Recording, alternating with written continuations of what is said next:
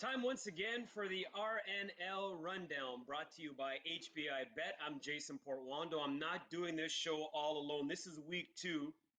Let's bring in the boxes, if you will. I love the way this looks because it reminds me a lot of that show.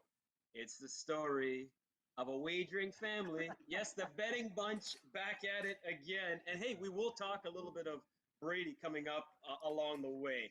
But this is where you got to be if you want to know about horses and sports. Not saying that horses aren't part of sports. We talk horse racing and we talk all sports. Today we're going to give you a little bit of a look back at the World Series. We'll talk a little LA Dodgers and LA turning into the championship city, obviously following what the Lakers did. And we'll talk a little week 8 in the NFL. We might even bring in a prediction or two about the election, believe it or not. First things first, let's bring in the starting lineup, if you will, our cast of characters led by a man who scored, hey, the anniversary is coming up, if I'm not mistaken, his first NHL goal, November the 5th, I want to say, 2008. Not to date you, but it's been a while. Carlo, how you doing, bro? I'm doing great. I think the date was actually last week. Somebody brought that to my attention last week. It's a good anniversary to remember. I got to look that up. But I'm doing great, Okay. man. How's everybody else? Julie, how you doing? That's Julie Stewart-Binks, by the way. She needs no introduction, but I will do it. You know, the host of Drinks with Binks, and you can also check her out on Fubo TV. You good? I am doing very well, thank you guys. And Carlo, I'm calling your bluff on that. I'm pretty sure you know exactly when you scored your first ever NHL goal.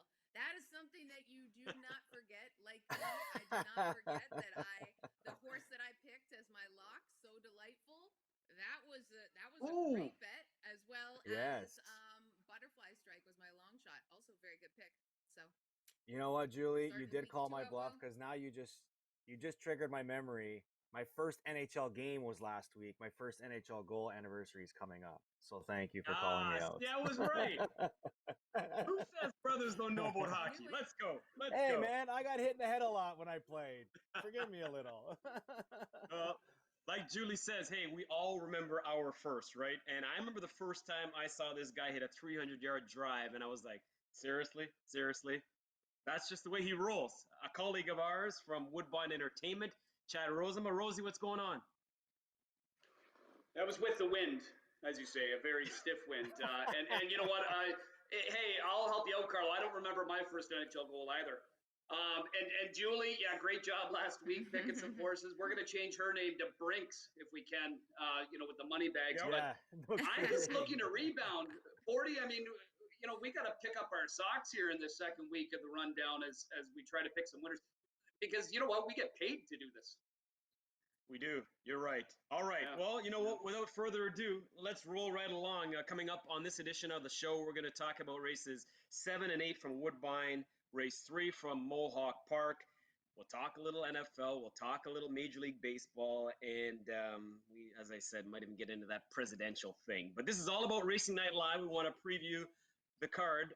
Friday nights, catch it live on TSN from 7 until 9 Eastern. First things up, race number 7. It's a good-looking event from Woodbine. At this time, yeah, we're going to be under unnatural lighting. I mean, a mile and a 16th, $5,000 claimers, a huge field. There's a look at who's going to be going postward. Now, there will be a scratch or two in here, so horses 15 and 16 on the reserves.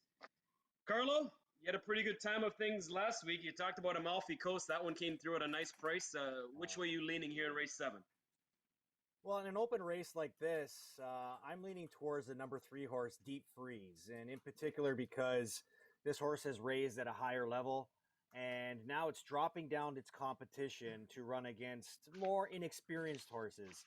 No one on the field has more wins than this horse at with 8 career wins.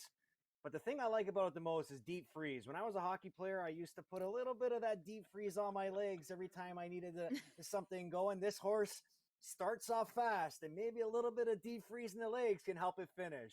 I got Deep Freeze at 3-1 winning this race. Anything to do with hockey, well, Deep Carlo. Freeze, ice. Go, Julie? Yes. Carlo, I'm going to go sort of on the other direction with that one. You mentioned Deep Freeze as a horse that's very good out of the gate and maybe needs some help later on. What I like is the number 6 horse, Red Bow. This is a horse that does not maybe start well. Needs someone to set the pace. Needs someone to chase. This reminds me a lot of the Seattle Seahawks, DK Metcalf, who had one of the best plays of the year we saw Monday Night Football, chasing down Buda Baker and just absolutely microwaving him. This is this horse. This is a horse that can come from behind and really turn on the jets. But the one thing is, they really need the perfect setup. Red Bow needs to have someone to chase. If they don't, Carlo kind of reminds me of hockey when you are playing down to your opponent, a trap game perhaps. So if there's not someone to chase, you might not be performing as well. Can't compete with that. I got a price. Can't compete with that. I got a price here, guys. The 10 horse hit the ticket. You know, you can't work this well in the morning and just continue to show up and not put forth the good effort. I don't know what the deal is, but one of the top trainers, Norm McKnight, taking the blinkers off, 33% angle there, and I hope that this comes through with this guy because he's 20 to 1 in the morning line, might get a little bit of play, but this horse has the ability. He just needs to find those good vibes. I think we can hit a long shot here in the opening race. All right. I'm going to go Street Legal, a horse that it was ugly last time for him, but he knows how to bounce back. You take a look at his most recent win. To start prior, he got beat over 15 lengths. So, like any athlete will tell you, sometimes the best thing to have, a short memory. Just forget about it. Move on. I'm awful that way. When something happens to me out on the golf course, it bothers me for like 3 or 4 holes. Chad can attest to that, but I think Street Legal bounces back at a price. Street bounces back at a big price. All right, let's put the racing on pause for a second, guys. We all picked the Dodgers to win Game 3. We were all right. In the end, the Dodgers go on to win just a wacky World Series. If it wasn't wacky enough going in with everything COVID, Justin Turner gets pulled during the game and then comes back to celebrate after that. But 32 years in the making for the Dodgers, adding another championship to LA. And Carlo, believe it or not, already forecasted as repeat winners, depending on what site you're looking at and wagering with. I saw plus 500 for the Dodgers to repeat the feat in 2021. Do you agree? It's a good bet. I mean, they're probably going to have a lot of their talent back. I think they were worthy winners and deserving winners of that World Series. I hate the fact that analytics played a part in the result of Game 6. But if I was to look forward to next year, there's one team that hasn't won a championship in this decade, and that's the New York Yankees. You got to think that they're going to be out there spending more money to improve that pitching staff and get them over the top. I'd like the Dodgers to repeat, but I'm not counting out the New York Yankees here. Yeah, well, I'm in the city right now of the New York Yankees, New York that is, and I would say they're a good pick, not the best pick, because as you mentioned, we got a lot of question marks with them with their starting rotation with Tanaka, Happ, Paxton, as well as they've got to lock up DJ LeMahieu, and who is going to be playing at shortstop? These are questions that the Dodgers don't have because the Dodgers have Mookie Betts for like 10,000 more years. Bellinger, Seager, Kershaw has just gotten rid of the demons. This is a team that they've been in the World Series for 3 of the last 4 years. They had the demons before. Let's keep it Halloween. It's hocus pocus. The witches, they're just running amok. They're at the school dance. They're trying to get all the souls of all those children. Well, now the protagonist, I'm not going to go through the whole whatever plot of hocus pocus. Everyone knows it. They get rid of the witches. The Dodgers have no demons. I am picking them. If you see plus 500, I will put money on that right now because that is the best bet I've seen. I've seen plus 350. I would get it while it's hot right now. Well, congrats to the Dodgers. Yes, and as Julie says, I mean, consistently they're in the mix, and not surprised to see them as the favorites. But a team that came close, to dethroning them was the Braves, and the Braves have the hitting. They're going to keep that in the mix. I think they're just a couple of pitching additions away from maybe taking that next step. And I saw them at plus 1,200. I'd be willing to take a bet on them. Hey, look what I'm wearing. Dodger blue. but I'm Milwaukee. I'm a Milwaukee Brewers fan, so it's actually Milwaukee Blue. But yeah, hey, I feel good for Dave Roberts. I really do. I really do. You know what?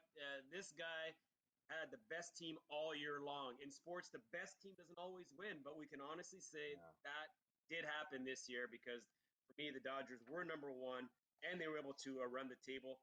Blue Jays are plus 4,000. I think it could be plus No, 8,000. I don't see it happening. I wish it. I Yeah. wish it would, but you know what? I Chicago thought White that's why Sox you were guys. wearing the blue. Yeah, exactly. No, no, no. Oh, gee. Chicago White Sox plus 1,100 is what I saw on one of the sites. I know they got a bit of a taste this year. If they can make some minor moves here and there, they could be a surprise element. So I'm going to say they're my long shot play. But I'm with Julie. I think the Dodgers have a really good chance to repeat. And Carlo brings up a good point as well. Hey, you know what? You guys all brought up valid points in terms of what we could see next year. So we'll congratulate the Dodgers and keep an eye on next year's. I just hope we get back to normalcy in terms of baseball and just the fans being back as well. Back to racing, guys. Let's talk about Woodbine Mohawk Park. They got race number 3 on Friday night. The first 5 will be on the program. Here's a look at the field, and yeah, Chad, you can give us a little bit of a overview here, just because you said it's a really good race, and it is. Well, it's not only a good betting race, it's a race that's, it's like a stakes race because these are all stakes caliber fillies that are competing in here. We've got our OSS Super Final winners from both 2 and 3 in here to battle. We've got Grand Circuit winners in here that have won some recent Simcoes. I think it's a wide open race and a good race to take a shot. All right, you know who bats in that leadoff spot? Yes, indeed, the guy who was always first over the boards, whether or not it was his shift on D. Just get me out there, coach. So, Carlo, go for it. Who do you like here in the third? And I'm first up in the mornings on TSN 1050. There you go. I like it. Shameless plug. As Chad said, this is a good horse and very appealing. So I'm going to go with the sex appeal here, with 6 to 1 odds. I knew it. I've always been a guy. You look good, you play good. If sex appeal is the name, where the horse actually looks good and rides good, that's where I'm going to take my chances on. It's a horse. Listen, 6 out of the last 7 races, top 3 finishes.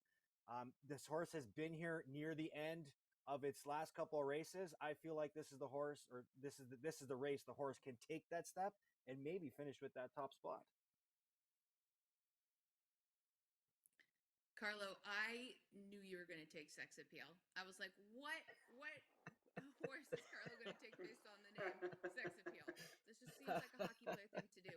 I'm taking the 2-horse Perfect Storm here, guys.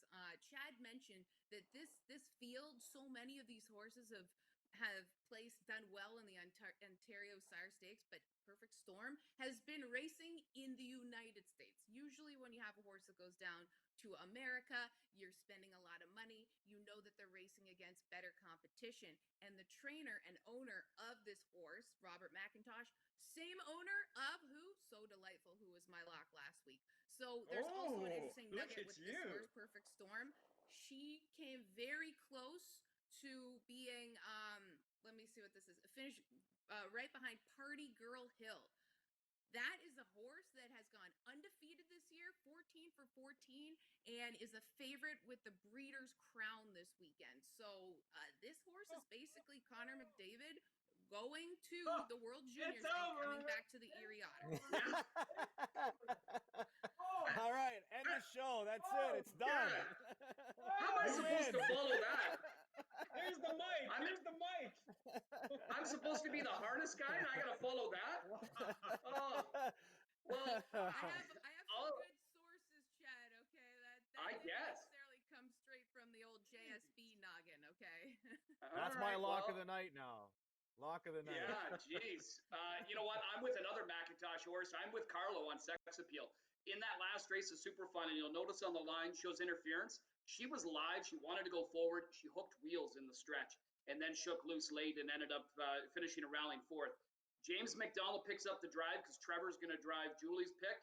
I'm not going to read into that as, Trevor doing handicapping for us. James McDonald, he has been driving as well as anybody over the past month. I think sex appeal has got a good opportunity to be the upsetter in this race.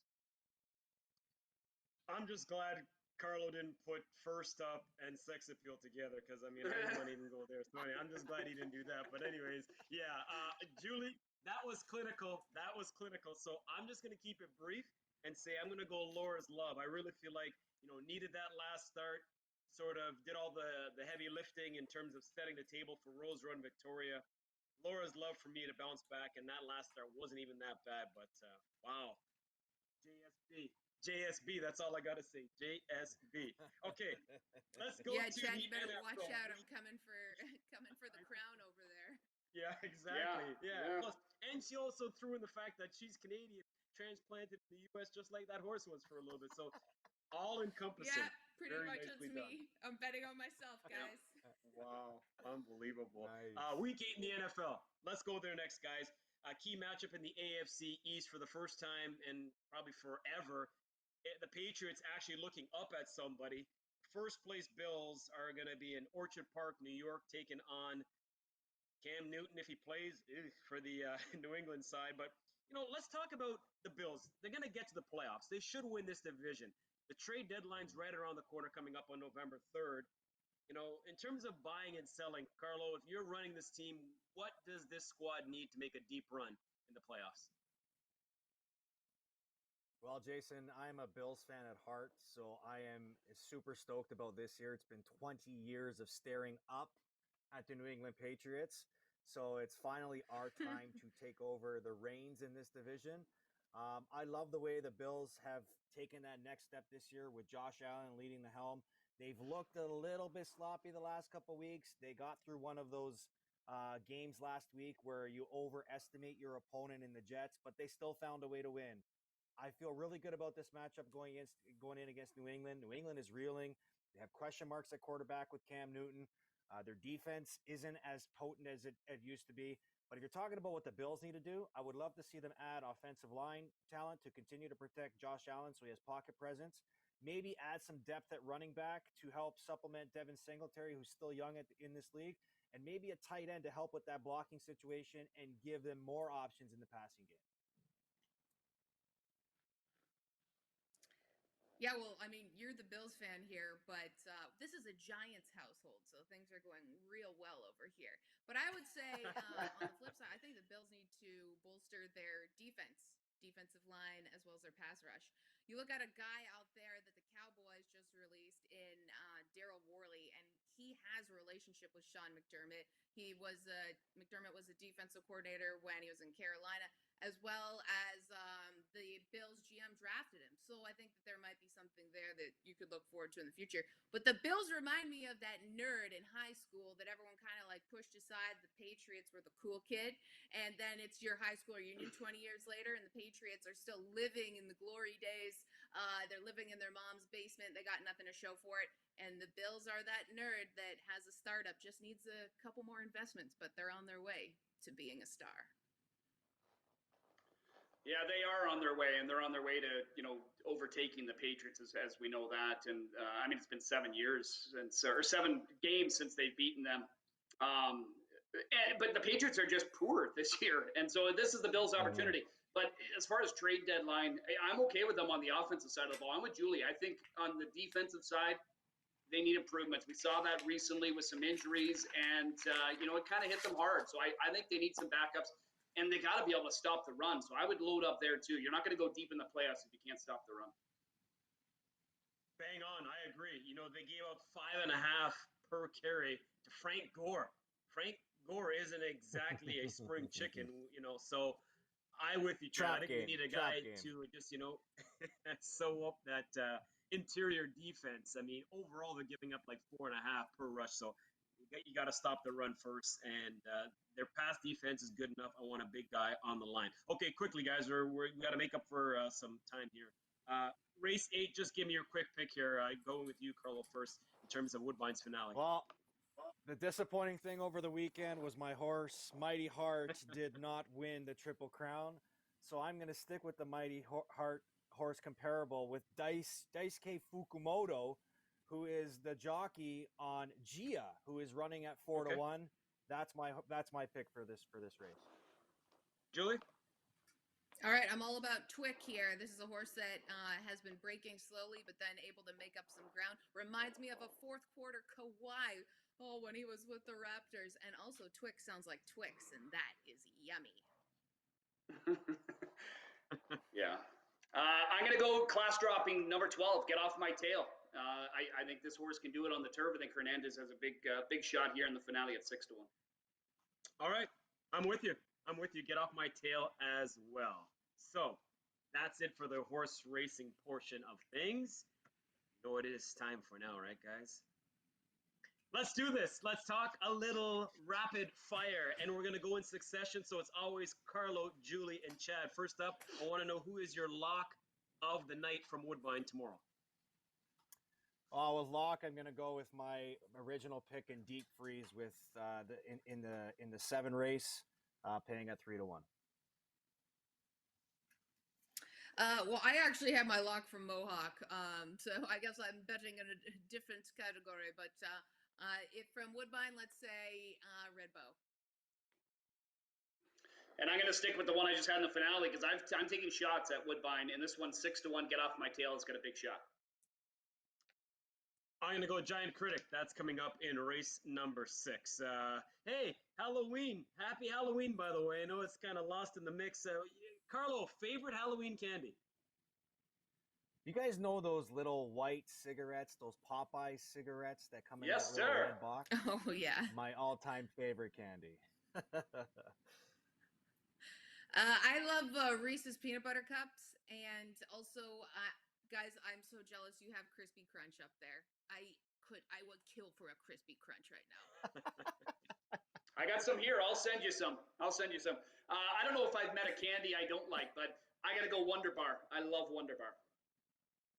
Ooh, donuts?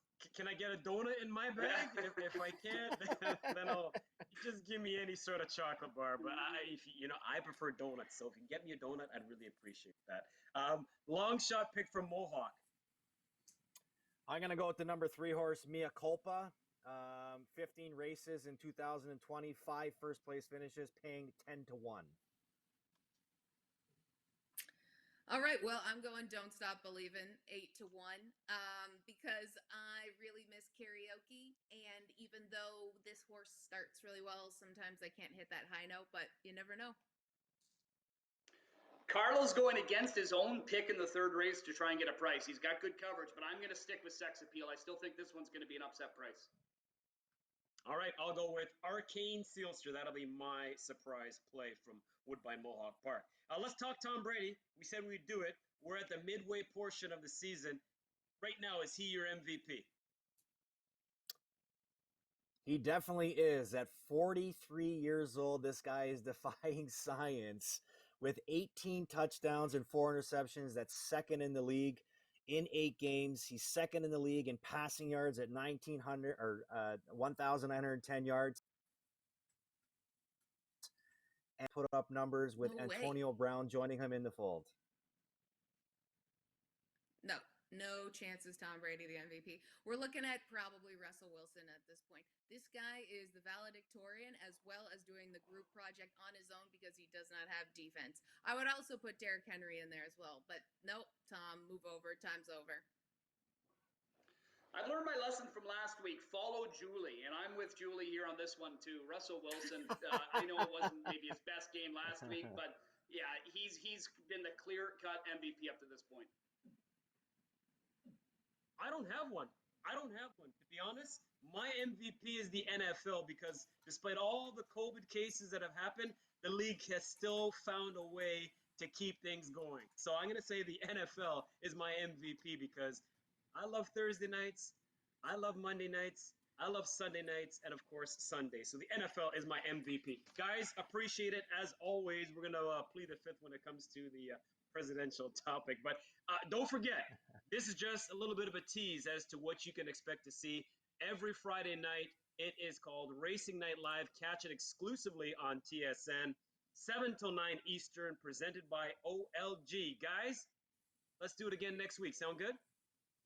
Can't wait. Sounds great. Happy Halloween, everybody. Let's hope we get Happy some Halloween. That's right. Have a good one, guys. It's a story of a wagering family. There we go. See you guys.